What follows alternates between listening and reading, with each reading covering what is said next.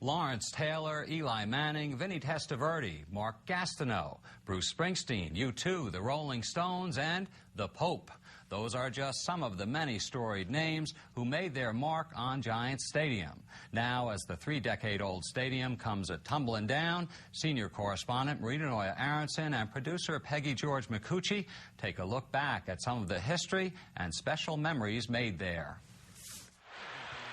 The 256th and last game of the regular season, and almost certainly the last game in the history of Giants Stadium. When the Jets beat the Bengals on January 3rd to clinch a playoff spot, it was the last in a long list of memories made at Giants Stadium. In fact, the 76,000-seat facility itself was built on a wing and a prayer. The year was 1967. The idea? To build a stadium in the Meadowlands and lure the New York Yankees across the river. Instead, it was the New York Football Giants who saw opportunity in the swamps of Jersey. And on November 19, 1972, the Sports Authority broke ground on a brand new stadium. 4 years later, the Giants played their first home game here. Their opponent, the Dallas Cowboys. It was a sellout. The Giants lost the battle, but found a home. In a 1996 interview with NJN, Giants owner, the late Wellington Mara, remembered it this way. It really felt good to come here and see the stadium in all its glory and to realize, well, we did it. We got it done. He had a lot of pride in that building because it was the first building we could call our own. Mara's eldest son, John, co-owns the team now. He was in his early 20s when the stadium opened. I'll miss the memory of my father and sitting there with him in the old stadium through, good times and bad, and walking with him after each game into the locker room. Joe Morris was a running back with the Giants for 6 years and a key player in the team's Super Bowl 21 victory. My first official carry in the NFL was a touchdown in this stadium.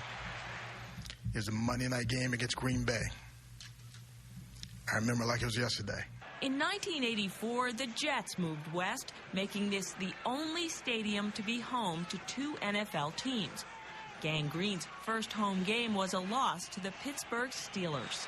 Bruce Harper was on that team. For this Jersey boy who watched the place go up, playing at Giants Stadium was a dream come true. I remember the first game. I came so early. I was so excited. And I walked in through the tunnel there, and I went up, and I just touched the turf with my foot. Just growing up, coming here, seeing blind tickets on Route 17. And in 1995, another Jersey boy signed with the Jets, wide receiver Wayne Corbett. Preseason game versus the Giants. First time I ever played in the stadium in a real game. Had about 100 people here because I didn't think I'd play another game after that because it was cuts. But it was just great being out here. Place was loud, place was electric, and it was the start of something special. Corbett was part of the team that won the AFC Eastern Championship and a playoff game here during the 1998-99 season. That same year, they lost their beloved owner, Leon Hess. Hi, Mr. Johnson. In 2000, Robert Woody Johnson IV bought the Jets. The J&J Air has vivid memories of the exciting games played here. We had the midnight game, we came back with Testaverde. We were down 3 touchdowns. Everybody left the stadium at 12 o'clock at night and started going home, and then Vinny started scoring touchdowns. Both the Giants and Jets have hosted important games at the stadium. Big Blue went on to win Super Bowls 21, 25, and 42. Running back Otis Anderson was the MVP in 25. He was traded to the team from the Cardinals. When I was a Cardinal, I would come to Giants Stadium, and there was always a person that stood right over that tunnel where we come out at and used to yell and scream things that you don't think your kids should hear. But then I get traded to the Giants. That same guy, I walked through that tunnel before I could get on the field. The guy hollered, "Oh, Jay, I love you, man. I love you with all my heart." Wide receiver Stephen Baker, the touchdown maker, was also part of that championship team. The fans. Are you kidding me? The noise that they make when, you score a touchdown in the playoffs. I still have that touchdown on tape, and whenever I watch it, I can't believe how loud that stadium used to rock. Today we are celebrating the good news of God's kingdom here, Giants Stadium. And it wasn't just football that packed them in. When Pope John Paul II celebrated Mass in Giant Stadium in 1995, 82,848 people sat and stood quietly in a steady rain to hear him.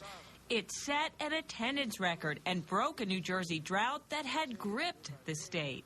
I see that the people of New Jersey know how to praise God in joyful song, prayer, even in the rain.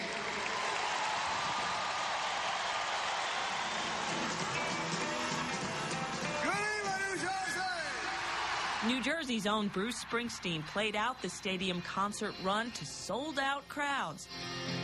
I was raised out of steel here in the swamps of Jersey. He tops a long list of music legends who have rocked Giant Stadium during the past 30 years. Through the mud and the beer and the blood and the cheers, I've seen champions come and go. Springsteen started each of his last 5 shows to ever be played here with a special song he wrote, aptly titled Wrecking Ball. If you think it's your time, then step to the line and bring on your wrecking ball. Bring on your wrecking ball. Marie Dedoya Aronson and producer Peggy George McCucci with our look back at storied Giant Stadium.